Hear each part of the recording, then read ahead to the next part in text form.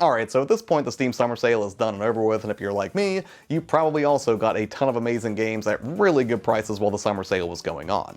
However, the Summer Sale got me thinking about games that are out there that are really just dirt cheap, meaning you can get them at a really good deal even if there isn't like a summer sale or a publisher sale or really any other sort of like monetary incentive that would make them cheaper than they normally would be. So that's what today's video is all about, is I just wanted to go over about 6 or 7 different games that I either have a ton of experience with, or ones that are actually kind of new to me I guess, but have proven to be a pretty good time so far in my light testing, that are just absolutely dirt cheap. And when I say dirt cheap, what I use as my litmus test for what constituted like a dirt cheap game that you could pick up on the Steam Deck is $5 or less. My rationale being that typically whenever you go someplace like a GameStop or any place else where there's like a bargain bin available where you can get games at a really good price, usually $5 seems to be about the ceiling for what you would constitute as dirt cheap. And naturally, if you do happen to find any of these games on sale as well, then all the sweeter you will save even more dough. So all that being said, I'm just going to go ahead and dive right in with a fairly new game, one that is essentially an Asteroids clone, but one that I think has a little bit more mechanical depth and nuance than what you would expect from the original Asteroids, and that would be Bit Blaster XL.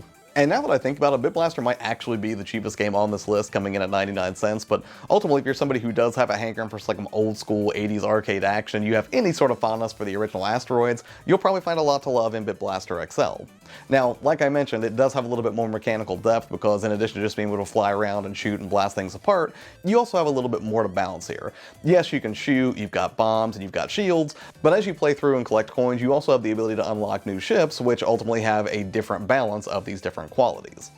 And in the short amount of time that I've spent with it so far, I have to say it feels pretty good. Now, one of the things that is different is you can actually bump into the sides and instantly explode, so it's not like you can just like shoot through one side of the screen and then come out of the other. Also, you can boost if you need to execute any sort of evasive maneuver to make sure you don't just instantly destroy your ship from some enemy projectile.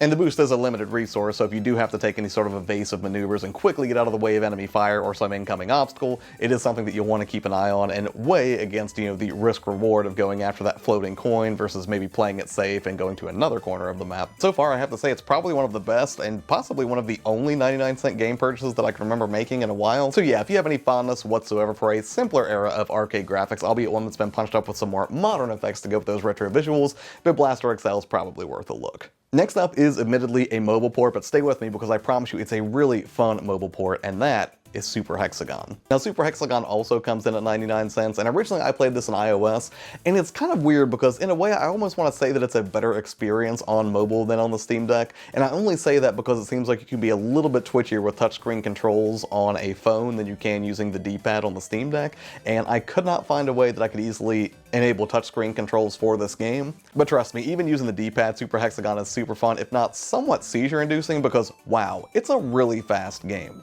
It doesn't have a very complex control scheme either, where you're basically just moving left and right at all times to make sure that you can escape a geometric pattern that continually closes in on you. Now, on the surface that might sound kind of boring, but ultimately the shapes get more and more complex the longer you stay in the game, and the music is absolutely stellar in Super Hexagon. And since you really only have to focus on moving one of two directions, you can imagine it gets super twitchy super fast. Now, to be fair, with the lower difficulties like something like Hexagoner instead of Hexagonist, it's a little bit more manageable, but trust me, no matter what difficulty level you opt to play on for Super Hexagon, it's going to provide an old school kind of high score seeking challenge. And make no mistake, it definitely serves up a brutal challenge, but one that is crucially manageable in the vein of, say, Super Meat Boy, and I credit that to the fact that as soon as you fail, you are instantly right back into the action with just one press of a button. And with razor-sharp visuals and a chaotic soundtrack, trust me, Super Hexagon is just impressively fun and addictive for a game where you just move. And speaking of a game where you just move and moving up in price to about $2.99 is a game that I absolutely can't recommend enough, and I think I've already put like 20 or 30 hours into it, and that is Vampire Survivors. On the surface, you might scoff at the simple presentation of Vampire Survivors, but I promise you there's a much meatier game experience there than the presentation would suggest. Essentially, it's a top-down, procedurally generated monster-slaying game, where you move around the battlefield killing as many monsters as humanly possible with your built-in ability until the time runs out or you fulfill whatever the win condition is for that particular level. But what makes it great is this continual string of rewards that you get from unlocking new abilities, new characters, new levels, and ultimately just laying waste to thousands, tens of thousands of undead creatures as you make your way deeper and deeper into the game. And it's really straightforward. The more you kill, the more you level up. And the more you level up, the more interesting weapons and unique abilities you unlock that really just make you a more efficient undead killing machine. All the while, you can play the entire game with one hand, where you just manipulate the left analog stick to keep your character moving, and timing very carefully when certain abilities are going to connect with the foes around you. And depending on the choices you make when you get drops from special enemies or chests that you find along the battlefield, your build can be very different from one run to the next. You might concentrate on an area of effect build where you use garlic, holy water, or Bibles that rotate around you to provide a lot of damage in a very wide area, or you might opt for projectiles that hit a little bit harder but at the expense of having a wider area of effect. And as far as I know, Vampire Survivors has not yet made its way to any other console, so I'm pretty sure that PC is still the only place that you can play it. So if you've got $2.99, I promise you there are way worse ways that you could spend $3 than on Vampire Survivors. But if you're looking for an even bigger nod to the retro titles of yesteryear, the next game on this list is a little bit more expensive at $4.99, but one that I think is definitely worth it, provided you're a fan, and that is Angry Video Game Nerd Adventures. Now, I've never beaten Angry Video Game Nerd Adventures, and I'm not sure if I ever will, because let me tell you, it does not hold your hand at all. It is brutally challenging, however in that fair sort of retro way that never really feels brazenly cheap or anything like that.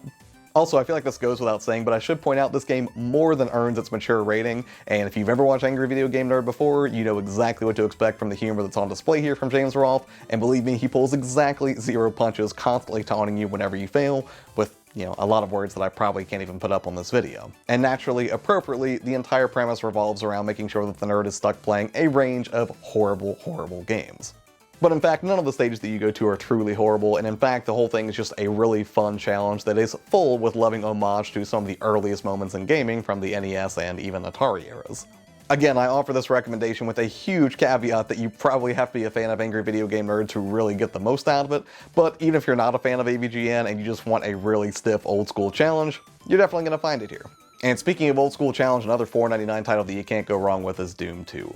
Now, Doom 2 is basically built on everything that made the original Doom so great. All the movement mechanics are going to feel exactly the same, and your primary objective to seek and destroy is still completely intact. But it pretty much delivers everything that was great about the original and then some. It'll have you alternating between hunting for keys or secret areas and slaying the minions of hell with a variety of weapons, including the newly added Super Shotgun and the new armor health boosting power of the Megasphere.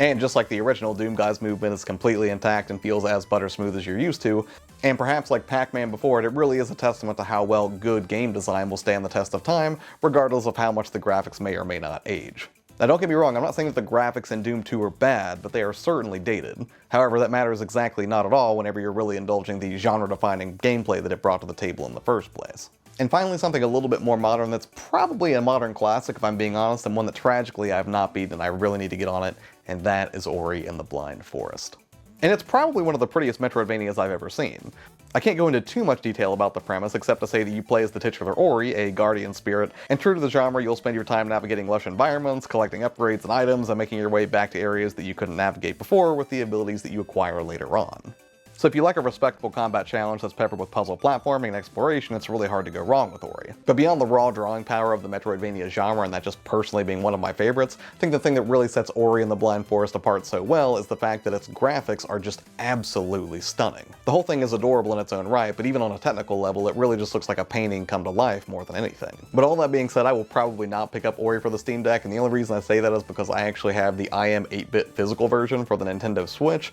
so I'll probably end up playing it on the OLED Switch rather than the Steam Deck. But still, if you're looking for like a gorgeous, mechanically sound Metroidvania adventure for your Steam Deck, and you have an extra $5 laying around, Ori would be a good way to spend it. Alright, and that's all for this one. Really, I just wanted to highlight a few different games that I'd found that were just, again, dirt cheap on their own merit, did not require a major sale to find a good deal on them, that I thought would still provide a pretty good experience, even if a couple of them, again, admittedly, I haven't played on the Steam Deck yet, but I'm very comfortable recommending them at a sub $5 price point. But hey, what about you? Have you found any dirt cheap games on the Steam Deck yourself, either ones that are verified or at the very least playable on the Steam Deck that you would recommend to somebody else? If so, please let me know in the comments below because I would love to hear your thoughts, and I'm always on the lookout for new games as well, obviously. So as always, thanks for taking the time out of your day to watch the videos. Have a good one, and I'll see you in the next one. Bye.